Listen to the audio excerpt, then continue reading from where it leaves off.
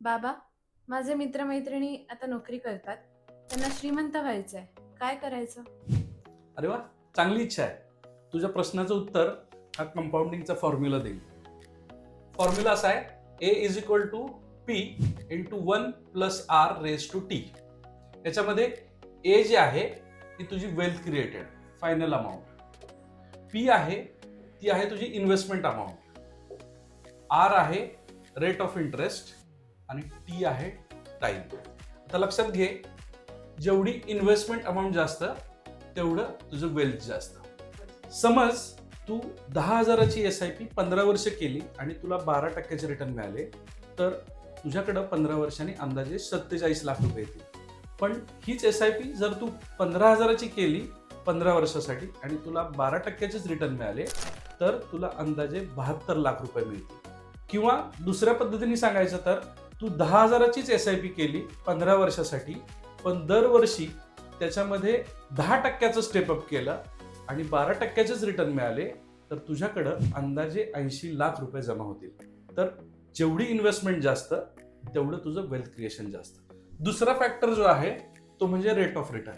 उदाहरण सांगायचं झालं तर तू 10 लाख रुपये FD मध्ये गुंतवलेस 15 वर्षासाठी, रेट ऑफ रिटर्न 6%, तर 15 वर्षानंतर तुझ्याकडे 24 लाख रुपये जमा होतील.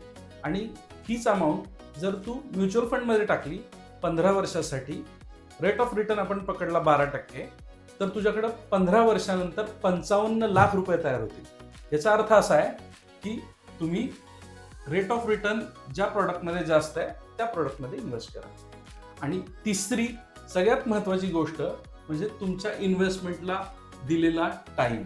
याचं उदाहरण असं आहे, 10,000ची SIP 10 वर्ष केली आणि 12%चे रिटर्न्स गृहीत धरले, तर 10 वर्षानंतर अंदाजे 22 लाख रुपये तयार होतात. हीच SIP 15 वर्ष कंटिन्यू केली तर 12%नी रिटर्न 15 वर्षानंतर अंदाजे 47 लाख रुपये तयार होतात. आणि हीच SIP जर 20 वर्ष कंटिन्यू केली तर 12%नी 92 लाख रुपये तयार होतात.